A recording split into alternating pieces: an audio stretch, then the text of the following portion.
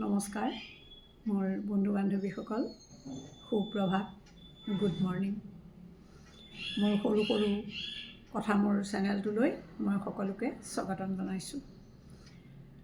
আজি মোৰ সৰু সৰু কথাটোত মই আৰু এটা সৰু কথা ক'ব খুজিছোঁ যিটো আপোনালোক সকলোৱে জানে। বিশ্বৰ প্ৰথম কাৰ্যকৰী টেলিফোনটো আৱিষ্কাৰ কৰিছিল আলেকজেণ্ডাৰ গ্ৰাহাম বেলে।